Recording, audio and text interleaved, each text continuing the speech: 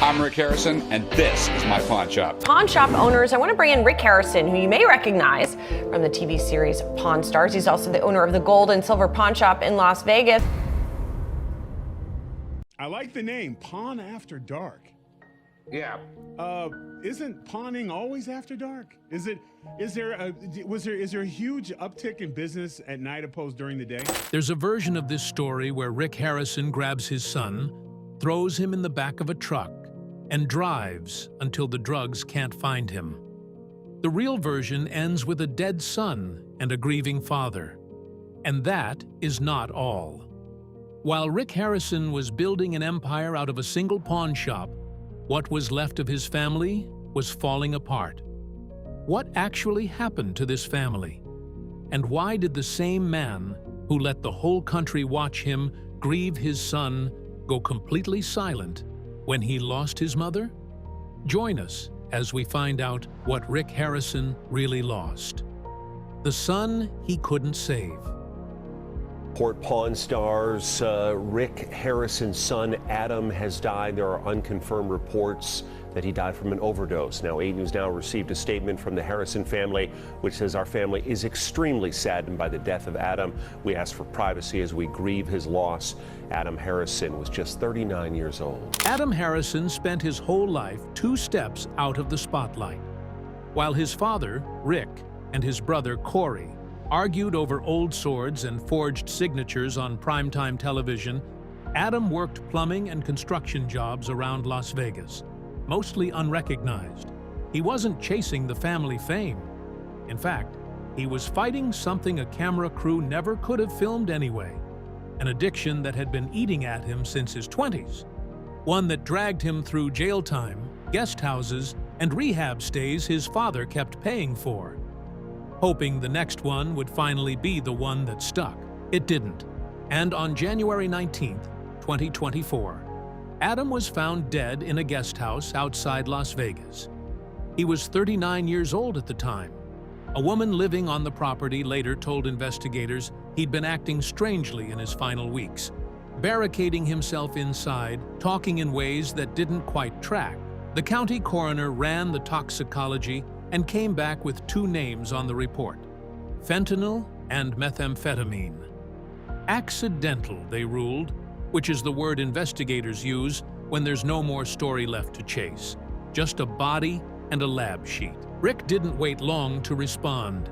Within days, he confirmed the cause of death publicly and pointed straight at the border, calling out a drug crisis he said the country had stopped taking seriously. He later claimed someone in America dies from fentanyl every 11 minutes, a public number standing in for a private grief he wasn't ready to speak about yet. The real grief came slower. More than a year after burying his son, Rick sat down for a long interview and admitted something he'd apparently been carrying alone the whole time. There was a version of that final year, he said, where he grabbed Adam, threw him in the back of a truck, and drove until the drugs couldn't find either of them, Oregon, anywhere but Las Vegas. He knew even as he said it that it was never a real plan. He said it anyway, because the alternative was sitting with the fact that he hadn't done it. And Adam had died regardless. He described the second-guessing that never really stops once you lose a child, replaying every rehab stint that worked until it didn't. Every phone call he wished had gone differently. For about a week, the internet gave the Harrisons something they hadn't had in years: uncomplicated sympathy. Strangers by the thousands sent condolences. Corey Harrison, Adam's brother, shared an old childhood photo of the 2 of them using a nickname nobody outside the family would recognize. For that 1 week, the Harrisons looked exactly like what grief is supposed to look like from the outside: a family holding on to each other in public. Within months, the same brother who posted that photo would start pulling away from Rick too, and not quietly. What began as distance would turn into headlines, the kind that make a private father-son wound look, to anyone watching from outside, a lot more like a business dispute. Big Hoss goes dark. Personality shared on his Instagram January 26 that he was in a motorcycle crash that resulted in 11 breaks in his rib cage and 3 nights in the hospital. Showing his injuries in the photo, Corey writes, quote, "Pretty messed up, but I'm good. Crash bars are awesome." Corey Harrison had been in front of the cameras almost as long as he could remember. Fans called him Big Hoss, the loud half of the father-son act that turned a Las Vegas pawn shop into one of the History Channel's biggest shows. By the spring of 2024, after a decade and a half on the air, Corey was already planning his way out. The show simply stopped airing that season and never came back. Rick eventually confirmed what insiders already suspected. Pawn Stars had quietly fallen out of contract with history. There was no cancellation or farewell episode, just years of fans left without a proper goodbye. Rick called it a hiatus, but anyone who'd spent time on television knew that word rarely means what it says. Corey didn't stay in Las Vegas to find out. Within months, he'd relocated to Tulum, Mexico, trading the Strip for a beach town, where he became friendly with the local mayor and started building a barbecue restaurant from the ground up. When Rick launched a podcast with his longtime co-star Austin Russell, better known to fans as Chum Lee, to keep some version of the brand breathing, Corey passed. He told people his father would work himself into the ground before he ever slowed down, and that wasn't going to be him. Then, in January 2026, a motorcycle crash in Tulum turned distance into crisis. The injuries were brutal. 11 fractured ribs, a punctured lung, a concussion, and internal bleeding. Corey spent 2 weeks in a hospital in Playa del Carmen before checking himself out early because the bills were climbing faster than he could pay them. Back home in Tulum, his oxygen levels dropped and a house doctor had to be called in for IV fluids. According to Aaron Chambers, the friend who was with him, Corey said flatly he was going to die out there because he couldn't afford to keep paying. He barely survived after a 4.5-hour drive to a hospital in Merida, where surgeons drained nearly 3 liters of blood from his chest and put him through 3 separate operations. He'd also fractured a shoulder and needed 10 stitches closing a gash in his hand, on top of the ribs and the punctured lung. From the hospital bed, he posted photos of the wreckage on Instagram, brushing it off as banged up but fine, joking that at least the crash bars had done their job. By the time he was released, his combined stay across both hospitals ran 32 days, and the total bill had climbed past $130,000. Not the $100,000 first reported, but the number that kept growing every week he stayed in Mexico. There was a detail almost nobody mentioned at first.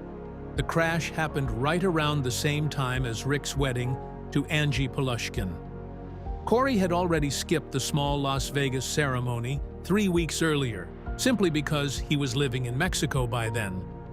But the bigger celebration in Cancun landed while he was still in the hospital in Merida, and he apologized to his father online for not being there. Instead of leaning on his father privately, Corey's friend launched a public fundraiser for the medical bills, the rent, the follow-up care. It read, to a lot of people, like an accusation. A father who'd left his son to fend for himself in a foreign country. Rick pushed back publicly. He said he'd already paid every bill in full, long before the fundraiser ever went up, and reminded everyone that Corey was a man in his 40s, not a kid who needed rescuing.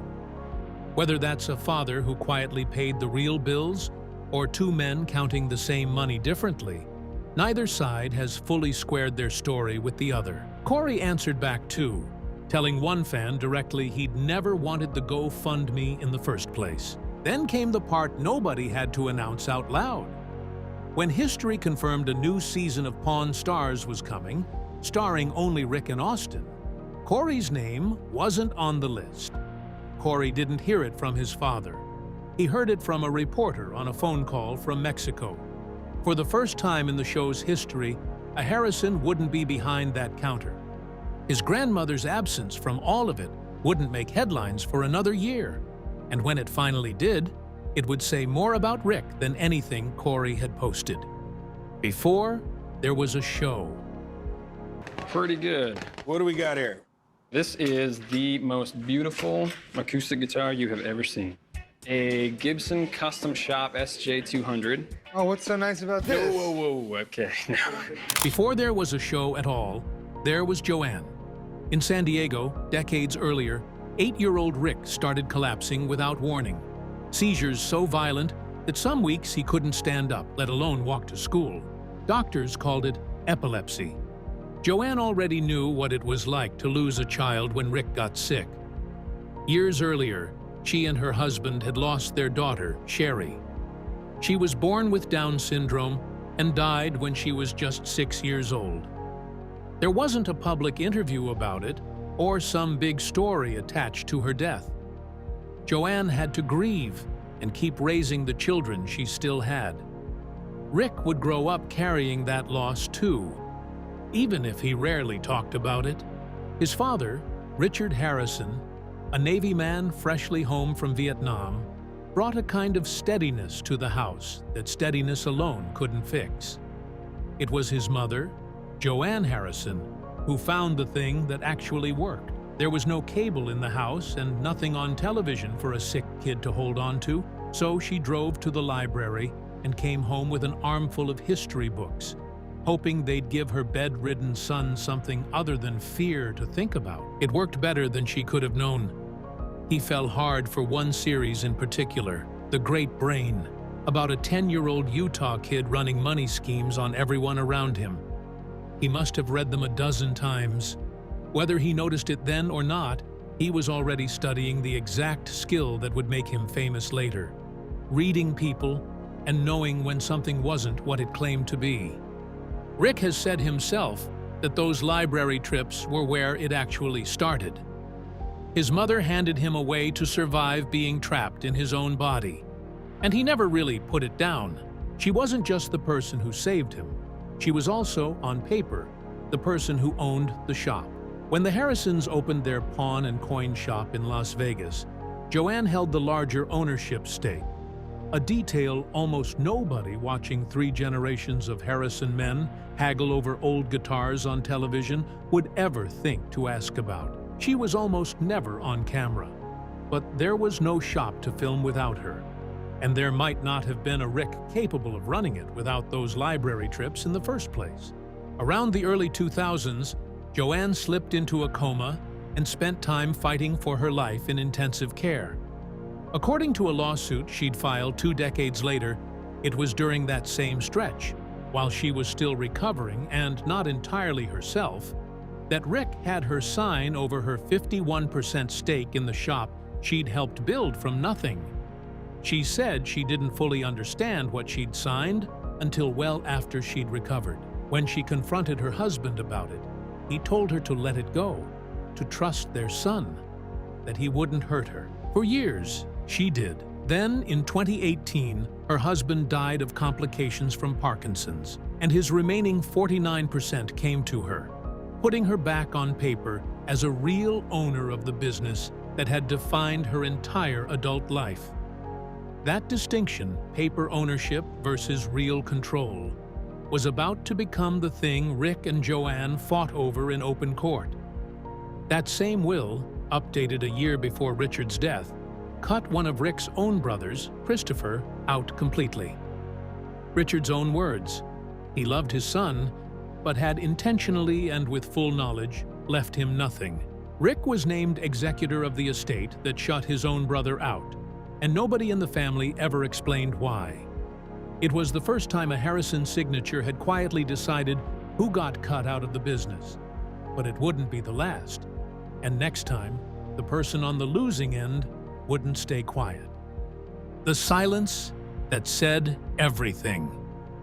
Hello, America. I'm Mark Levin. This is Life, Liberty, and Levin, and I have a great guest, Rick Harrison. How are you, sir? I'm doing great. I little bit of job here. I started buying and selling stuff.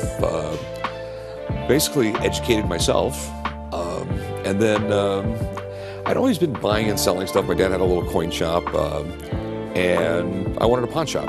In February 2022, at 81 years old, Joanne Harrison sued her own son. The lawsuit accused Rick of taking out a $3 million loan against her assets without ever telling her. It said he'd lost track of more than $100,000 in cash and $500,000 in silver her late husband had left behind, and the $25,000 a month she'd come to depend on for support.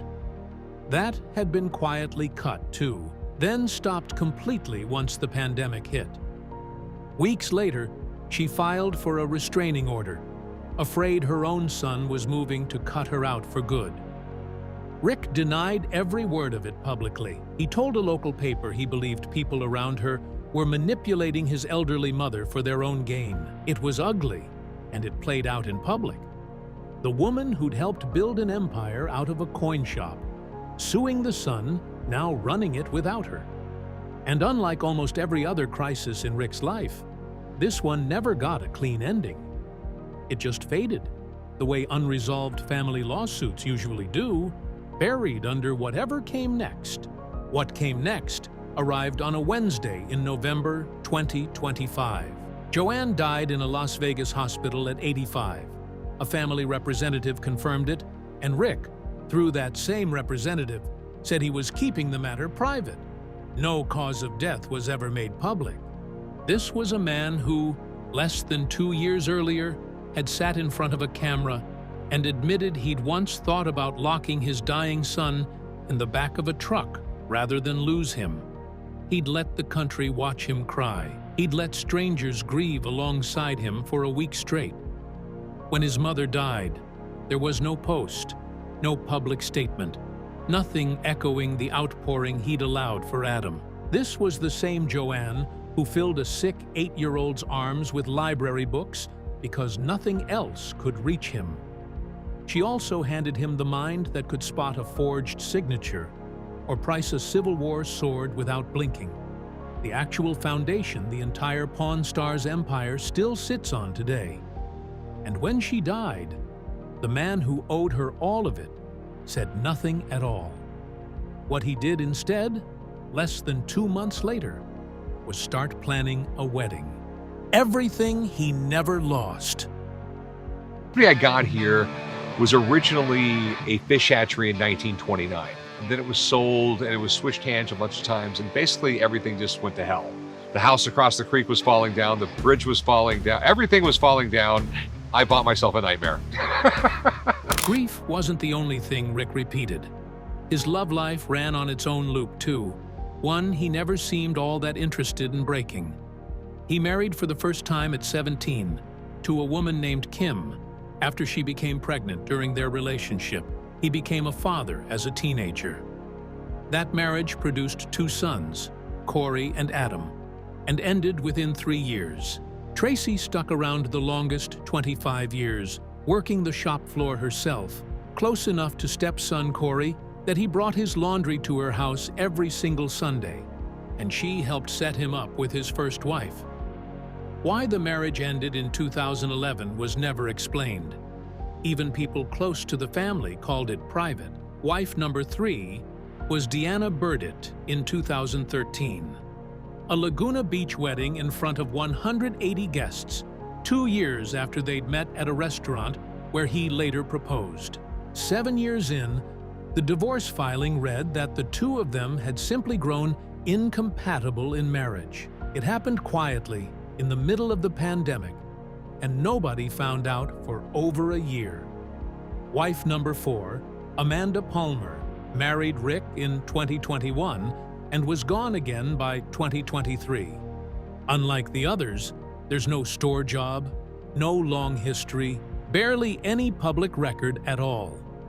She stayed so private that even the divorce never made her a public figure. 4 marriages, and every time, by his own account, he believed it was forever. When reporters asked whether he'd finally protect himself financially before marrying a 5th time to a Las Vegas nurse named Angie Polushkin, his answer barely engaged with the question. He said he didn't know if it mattered because he'd rather be happy than protected. They got married twice in the same month. once in Vegas with an Elvis impersonator presiding, because apparently once wasn't Vegas enough, and again 3 weeks later on a beach in Cancun, in front of family and friends. At the same time, Corey watched from a hospital bed in Merida, still recovering from the crash that had nearly killed him. 5 marriages, 0 prenups. He kept remarrying at the same pace. Life kept taking things from him, like a man who keeps grabbing a new one before the last one runs out. What he did, every time, was keep going. Reopening the shop, saying yes to another marriage, saying yes to another season, never once slowing down long enough to actually answer the question everyone kept asking him. His fortune stayed intact through every bit of it. The shop still opens every morning on the same stretch of the Strip. Tourists still line up hoping to catch him behind the counter. Nothing about his bank account ever collapsed. What actually disappeared, one person at a time, was almost everyone who mattered to him outside of it. A son gone before either of them got the ending they wanted, a brother estranged and rebuilding a life in another country, and a mother who once handed a terrified, sick kid the tools to survive his own body, and got total silence in return the day she died. If the woman who saved his mind as a child is also the one he never mourned out loud, what does that silence actually say about him?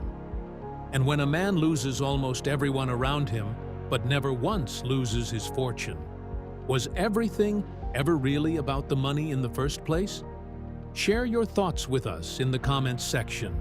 Remember to like, share, and subscribe for more. Also, click the next video showing on your screen. You will enjoy it.